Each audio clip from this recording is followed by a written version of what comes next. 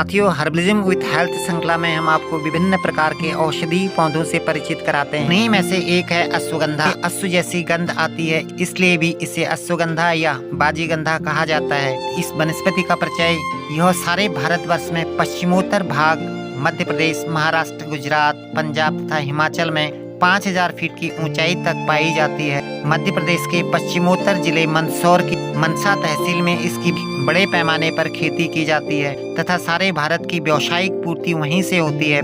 पहले यह नागौर में बहुत होता था और वहीं से सर्वत्र भेजा जाता था, अतः इसे नागौरी अश्वगंध भी कहा जाता था। यह नाम अभी भी प्रसिद्ध है। इसका सूप झाड़ीदार 1 से 4 फुट ऊंचा बहुशाखा युक्त होता है। शाखाएं गोलाकार चारों ओर फैली रहती हैं। कहीं कहीं बड़े बड़े वृक्षों के नीचे जलाशयों के समीप यह 12 माह हरी भरी स्थिति में पाया जाता है। आकार में यह छोटी कटेरी जैसा परंतु कंटक रहित होता है। पत्र जोड़े में अखंडित अंडाकार 5 से 10 सेंटीमीटर लंबे तथा 3 से 5 सेंटीमीटर चौड़े होते। ये आकार में लंबे, बीज छोटे लटवाकार से लेकर कहीं कहीं पलाश के पत्ते सदृश से बड़े होते हैं। डंठल बहुत ही छोटा होता है। पुष्प छोटे छोटे, कुछ लंबे, कुछ पीला व हरापन लिए चिलम के आकार के होते हैं। शाखाओं के अग्रभाग पर खिलते हैं। इन पर भी डंठल के समान सफ़ेद छोटे छोटे रोम होते हैं। फल छोटे छोटे गोल मटर या मकोई के फल के समान पहले हरे, फिर कार्तिक मास में पकने पर लाल रंग के हो जाते हैं। ये रस भरी के फलों के समान दिखते हैं। फल के अंदर लोवाब तथा कटेरी के बीजों के समान श्वेत असंख्यों बीज होते हैं। इन्हें यदि दूध में डाल दिया जाए तो वे उसे जमा भी देते हैं। मूल 4 से 8 इंच लंबी, ऊपर से मटमैली, अंदर से सफ़ेद शंकु के आकार की होती है। यह नीचे से मोटी, ऊपर से पतली, गोल व चिकनी होती है। शरद ऋतु में फूल आते हैं तथा कार्तिक मार्गशीर्ष में पकते हैं। बरसात में इसके बीज बोए जाते हैं तथा जाड़े में फसल निकाल ली जाती है। शुद्ध परीक्षा।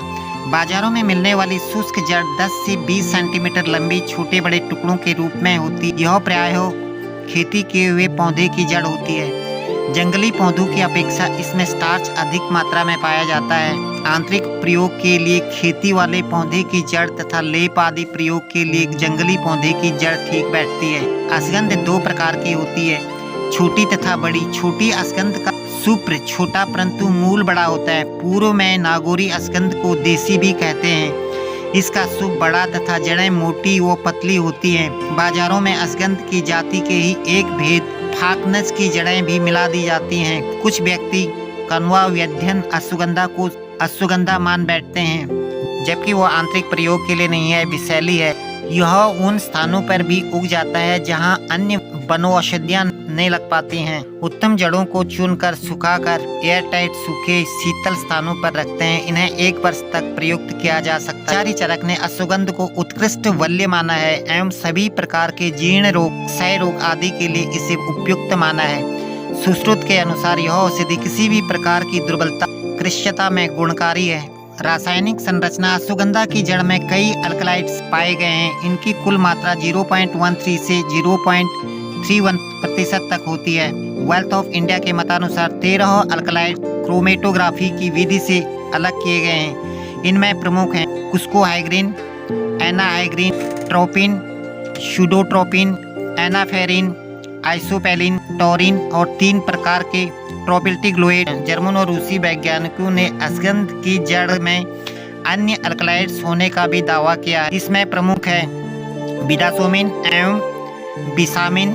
अल्कलाइडों के अलावा इस सूप की जड़ में स्टार्च, शर्करा, ग्लाइकोमाइड, हेंट्रिया कार्टेन तथा अल्सिटाल, बिन्नाल पाए गए। इसमें बहुत से अमीनो अम्ल मुक्तावस्था में होते हैं तथा एस्पार्टिक अम्ल, ग्लाइसिन, आयरोसिन, एलिनिन, प्रोलिन, ट्रिप्टोफैन, ग्लूटामिक अम्ल, सिस्टीन। अश्वगंध के तने में प्रोटीन बहुतायत से पाए गए हैं। इनमें रेशा बहुत तथा कैल्शियम और फास्फोरस प्रचुर मात्रा में होते हैं। कई अमीनो अम्ल भी मुक्तावस्था में पाए गए हैं। जड़, तने तथा फल में टैनिन एवं फ्लेविनाइड भी होते हैं। इसके फलों में प्रोटीन को पचाने वाला एक एंजाइम कैमेस भी पाया गया है। आधुनिक मत एवं वैज्ञानिक प्रयोगों के आधार पर अश्वगंधा पर सर्वाधिक महत्वपूर्ण कार्य मद्रास में डॉक्टर कुप्पू राजन आदि द्वारा किया गया। Journal of research in the Ayurveda and सिद्धा के अनुसार नर वृद्धों पर इस औषधि का चूर्ण रूप में प्रयोग करने पर अश्वगंधा को आयु बढ़ाने वाला पाया गया है। अश्वगंधा एक प्रकार का हिमैटिनिक रक्त लौह बढ़ाने वाला भी है। इसमें प्रति 100 ग्राम 709.4 मिलीग्राम लोहा भी पाया गया है। यह अन्य पौधों की जड़ों में पाए जाने वाले लौह से कहीं अधिक है। लोहे के अतिरिक्त अश्वगंधा जड़ में प्रचुर मात्रा में वैलिन, टायरोसिन, प्रेलिन, एलेनिन तथा ग्लाइसिन आदि अमीनो अम्ल मुक्तावस्था में पाए गए। लोहे के साथ युक्त अमीनो अम्लों का पाया जाना इसका अच्छा हिमैटिनिक टॉनिक बनाता है। जड़ मुख्यतः प्रयुक्त होती है। पत्तियों का रस भी कहीं कहीं प्रयोग किया जाता है। इसके बीज जहरीले होते हैं। प्रयोज्य अंग जड़ मुख्यतः प्रयुक्त होती है। पत्तियों का भी कहीं कहीं प्रयोग किया जाता है। इसके बीज जहरीले होते हैं। मात्रा मूल चूर्ण 1 से 3 ग्राम एक बार में, सार 1 से 3 ग्राम एक बार में।